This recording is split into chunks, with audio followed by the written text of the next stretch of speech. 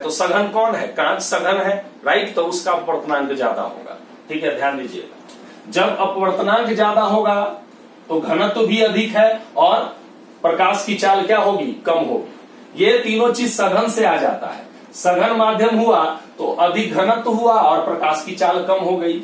विरल माध्यम हुआ तो कम घनत्व हुआ, प्रकाश की चाल अधिक हो गई। लेकिन सघन है तो अधिक अपवर्तनांक होगा और विरल है तो कम अपवर्तनांक होगा, याद रखिएगा। यस, यानी सघन माध्यम में अधिक अपवर्तनांक है तो प्रकाश को कम मोड़ेगा और विरल माध्यम में प्रकाश को क्या मोड़ेगा? ज्यादा मोड़ेगा। इसीलिए आपको देखा है कि जब सघन से विरल में जाता है तो अविलंब से बहुत दूर चला जाता है प्रकाश। अपवर्तनांक को म्यू, MEW म्यू, इसके द्वारा क्या किया जाता है? सूचित किया जाता है।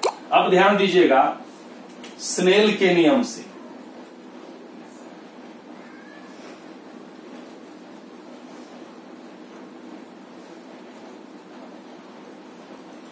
स्नेल के नियम से ध्यान से समझिएगा, जब प्रकाश एक माध्यम से दूसरे माध्यम में गया तब क्या होता है, इसको समझिए जरा सा। यह है हमारा माध्यम 1 और यह है हमारा माध्यम 2। सघन है या विरल है उससे फर्क नहीं पड़ता है, लेकिन किसी न किसी एक को मानना पड़ेगा। मान लिया जाए ये सघन है और ये माध्यम आपका क्या है साहब? विरल माध्यम है। तो जाहिर सी बात है माध्यम 1 किसको मानते हैं? जिससे प्रकाश चलती है, और माध्यम 2 उसको मानते हैं जिसमें प्रकाश जाती है। यस, ठीक है। तो इसका मतलब सघन से विरल में गया, इसका मतलब अविलंब से पास जाएगा कि दूर जाएगा? तो अविलंब से दूर जाएगा, क्योंकि विरल में जाएगा तो अविलंब से क्या होगा? दूर जाएगा। अब ध्यान दीजिएगा, यहां पर पहले यहां नॉर्मल बना लीजिए, समझने में आपको आसानी हो। अब देखिए,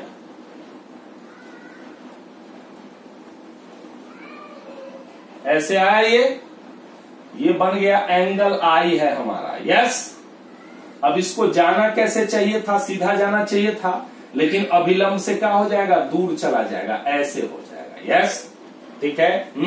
तो ये इसका एंगल क्या हुआ साहब? आर हो गया। यस, तो स्नेल के नियम से हम जानते हैं, क्या जानते हैं? Sine I by sine R एक नियत का रेशियो, एक नियतांक होता है। तो ध्यान दीजिएगा, अब यहां समझिए, साइन आई और बटा में साइन आर बराबर नियतांक हुआ। यस, यानी sine I by sine R अपवर्तनांक, उस नियतांक का क्या नाम है? नियतांक का नाम है अपवर्तनांक। लेकिन अब सवाल उठता है यहां पर कंफ्यूजन कि दूगो माध्यम है, तो इसका अपवर्तनांक कि इसका अपवर्तनांक, क्योंकि दोनों का अपवर्तनांक होगा। ध्यान दीजिएगा, इसके अपवर्तनांक को μ1 लिखे और इसके अपवर्तनांक को हम μ2 लिखें। कुछ बात समझ में आ रहा है? ये जो अपवर्तनांक है वो पहले माध्यम का अपवर्तनांक है और ये दूसरे माध्यम का अपवर्तनांक है। तो क्या होगा, यहां ध्यान से समझिएगा, sine I by sine R बराबर दूसरे माध्यम का अपवर्तनांक, दूसरे माध्यम का पहले माध्यम की तुलना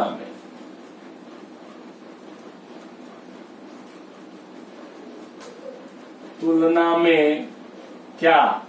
अपवर्तनांक दिख रहा है। यानी sine I by sine R बराबर दूसरे माध्यम का पहले माध्यम की तुलना में अपवर्तनांक, याद रखिएगा। यानी एक्चुअल में क्या होगा, ध्यान से समझिएगा, साइन आई और बाई साइन आर बराबर रिफ्रैक्टिव इंडेक्स। ठीक है, ध्यान दीजिएगा, किसका? दूसरे माध्यम का। किसकी तुलना में? पहले माध्यम की तुलना में। ये समझ लीजिएगा, ठीक है। ध्यान से समझिएगा, इस शब्द को दूसरे माध्यम का अपवर्तनांक किसकी तुलना में, पहले की तुलना में उसको लिखा जाता है ऊपर जो दूसरा जिसका लेंगे, यानी मेन हीरो कौन है, दूसरा माध्यम की पहला माध्यम, तो दूसरा यहां किसका अपवर्तनांक निकल रहा है, किसका, दूसरे माध्यम का ना, तुलना किससे, पहले माध्यम की तुलना में दूसरे माध्यम का अपवर्तनांक, राइट। तो इसको लिखेंगे sine I by sine R बराबर म्यू टू, जो मेन होता है उसको ऊपर लिखते हैं, तुलना जिससे कराते हैं उसको क्या लिखते हैं, नीचे लिखते हैं। यस, जैसे मेरा वजन आपकी तुलना में, तो मेन कौन हुए, हम हुए, क्योंकि मेरा वजन निकालना है किसकी तुलना में, आपकी तुलना में। तो मान लिया जाए मेरा वजन मान लिया जाए 80 केजी हो गया, यानी 80 हो गया केजी, और आपका वजन मान लिया 40 केजी है। यस, तो नॉर्मल बताइए मेरा वजन आपकी तुलना में क्या गुना है, 2 गुना है। 2 गुना कैसे आया, 80 में 40 से भाग दिए तो 2 आ गया कि नहीं आ गया, कुछ कॉन्सेप्ट आया कि नहीं आया। यानी जिसका निकालना होता है उसको ऊपर लिखते हैं और जिससे तुलना करना होता है उसको नीचे लिखते हैं, याद रखिएगा, कंफ्यूजन दूर हुआ यहां पर, ध्यान रखिएगा इस चीज को। इसको लिखा कैसे जाता है, इसको लिखा जाता है ऐसे, सीखिए, म्यू लिख दिए, यहां 1 और यहां 2, क्या लिख देंगे,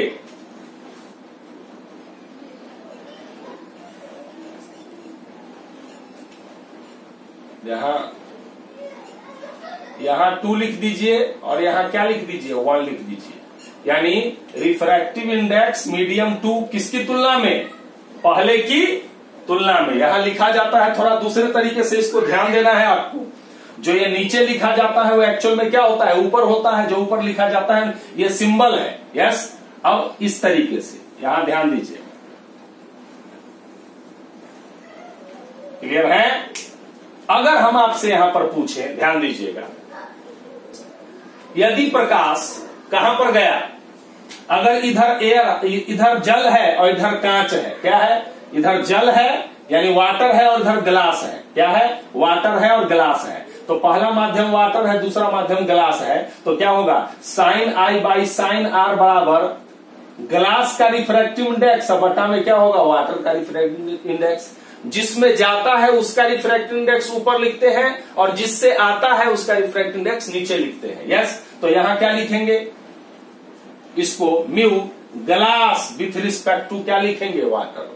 बुझाया कि नहीं बुझाया, यानी मेन किसका, इसको क्या लिखेंगे बोलिए, म्यू ग्लास बटा म्यू वाटर। मैं फिर से इसको एक्सप्लेन करता हूं, पहले इसको नोट डाउन करिए।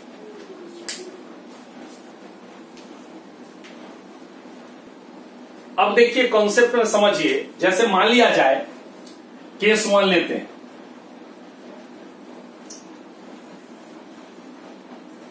ये ग्लास है यानी कांच है और इधर जल है, इसको पहला माध्यम माने और इसको दूसरा माध्यम माने। यस, तो कांच है इसका मतलब सघन है और जल है इसका मतलब विरल है। तो सघन से जब विरल में जाएगा तो किधर मुड़ेगा साहब, तो विरल में जाएगा तब विलंब से दूर जाएगा। अब देखिए आप, ऐसे आया, देखिए स्नेल का नियम का यूज कैसे होता है, ये एन डैश आया, अब विरल में गया तो ये अभिलंब से क्या हो गया, दूर चला गया। यस, ये एंगल आई बना और ये एंगल आर बना, राइट। यहां रिफ्रैक्टिव इंडेक्स किसका है बोलिए, ग्लास का हुआ ये म्यू जी, और यहां रिफ्रैक्टिव इंडेक्स म्यू डब्ल्यू हो गया। यस, ठीक है, तो ये क्या हो जाएगा, स्नेल के नियम के अनुसार sine I by sine R बराबर रिफ्रैक्टिव इंडेक्स किसका, बोलिए किसका रिफ्रैक्टिव इंडेक्स, वाटर का। क्यों, क्योंकि दूसरे माध्यम का, किसकी तुलना में, पहली के तुलना में, याद रखिएगा। यानी स्नेल के नियम में यहां जो अपवर्तनांक होता है sine I by sine R, मैं अपवर्तनांक बोला हूं, वो अपवर्तनांक किस माध्यम का होता है, पहले का नहीं होता है, दूसरे माध्यम का होता है। किसकी तुलना में, पहली की तुलना में, याद रखिएगा। तो इसको क्या लिखेंगे, रिफ्रैक्टिव इंडेक्स किसका, वाटर का, किसकी तुलना में, ग्लास की तुलना में। तो इसको लिखेंगे कैसे, रिफ्रैक्टिव इंडेक्स ऊपर में क्या होगा, वाटर का, और नीचे क्या होगा, रिफ्रैक्टिव ग्लास। याद रखिएगा, जिसमें जाता है उसको ऊपर लिखते हैं और जिससे आता है उसको नीचे लिखते हैं। यस, जिसका निकालना है उसको ऊपर और जिससे तुलना करना है उसको नीचे, और तुलना किया जाता है किससे? पहले माध्यम से, और निकाला जाता है अपवर्तनांक किसका? दूसरे माध्यम का। क्लियर है? ठीक है। अब ध्यान दीजिएगा, केस 2 में आइए। मान लिया जाए, उल्टा कर दीजिए, जल से गया किस में? कांच में गया, तो जल माध्यम 1 हो गया आपका, ये माध्यम 1 है और ये माध्यम 2 है, और जल विरल है और कांच सघन है, तो विरल से सघन में जाएगा तो जाहिर सी बात है क्या होगा? नॉर्मल अभिलंब के पास आएगा, तो ये नॉर्मल बना दीजिए। ये आपतन कोण हो गया और ये अपवर्तन कोण ऐसे हो जाएगा, जाना ऐसे चाहिए था, यार हो गया।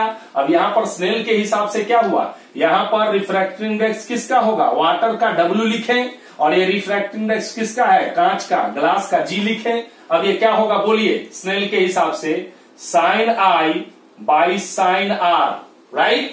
ठीक है, sine I by sine R बराबर क्या होगा बोलिए? रिफ्रैक्टिव इंडेक्स किसका? ग्लास का। किसकी तुलना में? वाटर की तुलना में। ऐसे लिख दिए। इसको कैसे लिखेंगे एक्चुअल में? ग्लास का रिफ्रैक्टिव इंडेक्स और बटा में नीचे वाटर का, क्योंकि गया ग्लास में तो ऊपर ग्लास और तुलना किए पहले माध्यम से। ये यहां स्नेल का नियम का आप क्या कर सकते हैं? इस्तेमाल कर सकते हैं। इस कॉन्सेप्ट के द्वारा आप स्नेल के नियम को आप सीख सकते हैं। इस चीज को आपको समझना है यहां पर। आप ध्यान दीजिएगा।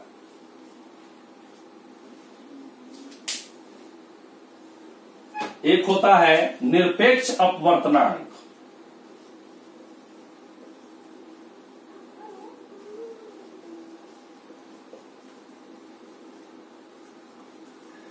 एब्सोल्यूट रिफ्रैक्टिव इंडेक्स, RI मतलब रिफ्रैक्टिव इंडेक्स। जब किसी भी माध्यम का अपवर्तनांक आप निर्वात या वायु की तुलना में निकालते हैं तो उसको बोलते हैं निरपेक्ष, यानी एब्सोल्यूट। एब्सोल्यूट मतलब एग्जैक्टली उसका कितना है। जैसे मैंने भी बताया कि मेरा वजन 80 और आपका 40, राइट? तो आपकी तुलना में मैं दुगना हूं, मेरी तुलना में आप आधा है, लेकिन एब्सोल्यूट मेरा कितना है? 80 और आपका कितना है? 40। तो जो एक्चुअल मेरा है, किसी से तुलना नहीं किए, एक्चुअल मेरा है, वो क्या कहलाया? आपका एब्सोल्यूट निरपेक्ष मान। मेरी बात आप समझे कि नहीं समझे? ठीक है। तो जल का तो सवाल उठता है कि मेरा एक्चुअल 80 है, तो तुलना अगर कराना भी चाहेंगे तो 1 से करा सकते हैं ना। 1 से कराएं, किसी का तुलना तो कोई फर्क पड़ेगा? तुलना कराएं, आपका मेरा 80 है और आपका 40 से तुलना कराए, तब ना मेरा 2 हो गया। यस। लेकिन तुलना अगर 1 से कराएंगे तो मेरा 80 का 80 ना होगा, है? आपका यहां 40 है, तुलना 1 से कराइएगा तो 40 का 40 ना रहेगा। मतलब समझ में आ रहा है? 1 से तुलना करने पर कोई फर्क नहीं पड़ता है। इसका मतलब अब 1 से तुलना करना है तो 1 किसका अपवर्तनांक होता है? तो 1 अपवर्तनांक होता है निर्वात का। किसका? निर्वात का अपवर्तनांक 1 होता है। यस और नो? तो जब किसी माध्यम का अपवर्तनांक किसके रिस्पेक्ट में? निर्वात या वायु के रिस्पेक्ट में निकालते हैं। हालांकि वायु का अपवर्तनांक निर्वात से थोड़ा ज्यादा होता है। वायु का अपवर्तनांक 1.0003 करके होता है। यस। तो थोड़ा सा अगर पूछेगा आपसे कि निर्वात और वायु में किसकी अपवर्तनांक ज्यादा है, तो आप वायु की अपवर्तनांक बोलेंगे।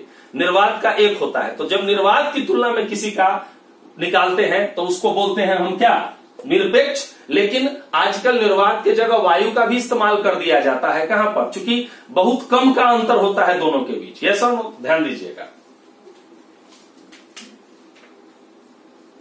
जब किसी माध्यम का अपवर्तनांक निर्वात या वायु की तुलना में ज्ञात या किसी माध्यम का अपवर्तनांक वायु या निर्वात की तुलना में, चलिए रहने दीजिए, जब किसी माध्यम का अपवर्तनांक निर्वात या वायु की तुलना में व्यक्त किया जाता है, व्यक्त किया जाता है तब इसे निरपेक्ष अपवर्तनांक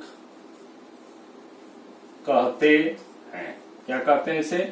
निरपेक्ष अपवर्तनांक कहते हैं। अब ध्यान दीजिएगा किसका किसका कितना अपवर्तनांक है, कुछ चीज आपके काम का है, ध्यान दीजिएगा यहां। जैसे निर्वात का अपवर्तनांक आपका 1 होगा, ठीक है।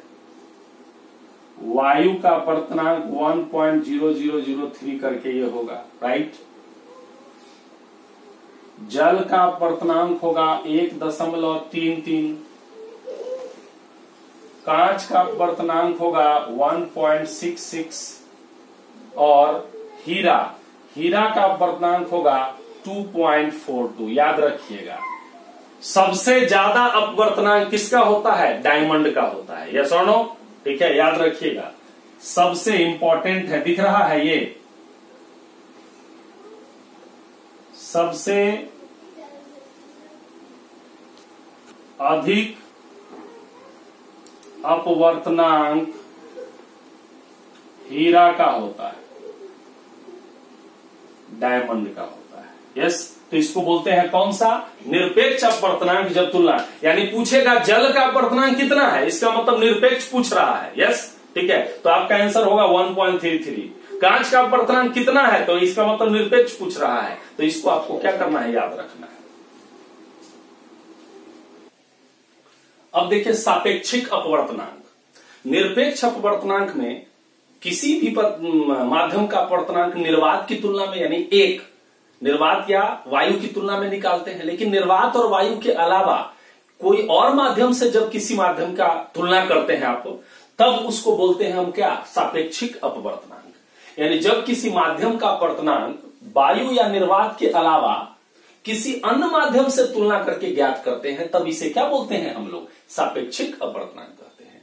जैसे जल का अपवर्तनांक किसकी तुलना में? कांच की तुलना में, यस। तो ये कौन सा है? सापेक्षिक अपवर्तनांक है, क्योंकि जल का अपवर्तनांक कांच की तुलना में आप निकाले हैं। अगर यहां कांच को हटा के वायु कर देते तो ये क्या हो जाता? निरपेक्ष अपवर्तनांक हो जाता, ठीक। तो इसको क्या लिखेंगे? जल का अपवर्तनांक, तो नीचे जल लिखते हैं, जिसका अपवर्तनांक लेते हैं इसको यहां नीचे W लिखते हैं, और किसकी तुलना में? कांच, तो ग्लास ऊपर लिख दिए। लेकिन इसका मतलब क्या है? निकाल तो जल का रहे हैं, तो जिसको निकालते हैं वो ऊपर रहता है, और जिससे तुलना कराते हैं नीचे, तो ये μW by mu glass, right. अब एक चीज बताइए यहां पर कि ये किसका अपवर्तनांक है? जल का अपवर्तनांक, और ये कांच का अपवर्तनांक, राइट।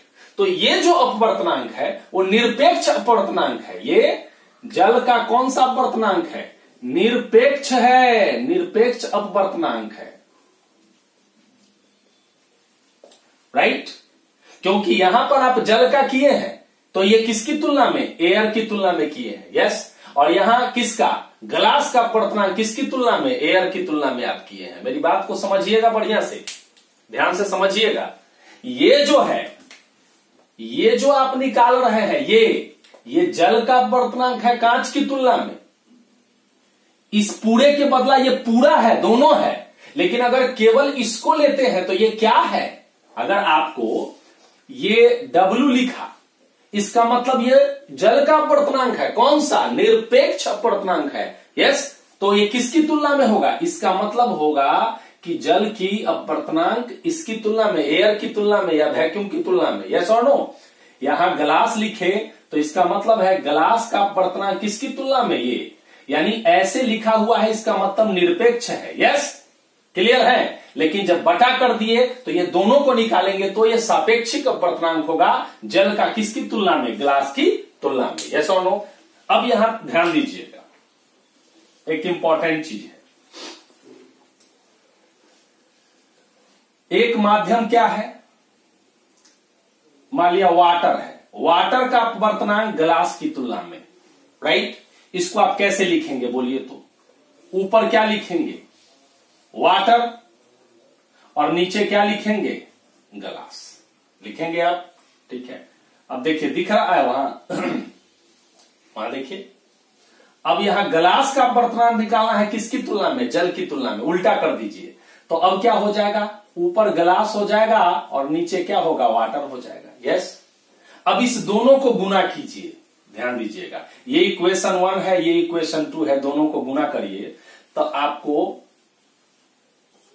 वाटर का बटा में ग्लास का और गुना ग्लास का और बटा में वाटर का, काट दीजिएगा तो ये क्या आएगा, 1 आएगा कि नहीं आएगा। यस, इसका मतलब क्या हुआ, इसका मतलब हुआ रिफ्रैक्टिव इंडेक्स वाटर का ग्लास की तुलना में गुना रिफ्रैक्टिव इंडेक्स ग्लास का वाटर की तुलना में बराबर गुना करके क्या होगा, 1 होगा।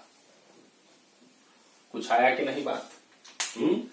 ये किसके लिए आया था, रिफ्रैक्टिव इंडेक्स जल का, किसके, ग्लास की तुलना में। ये किसके लिए आया था, ग्लास का रिफ्रैक्टिव इंडेक्स जल की तुलना में। यस, ठीक है, हमने इस दोनों को गुना किया तो आया कट के 1, और ये आया है इसके लिए और ये आया है इसके लिए, तो दोनों गुना करने पर 1।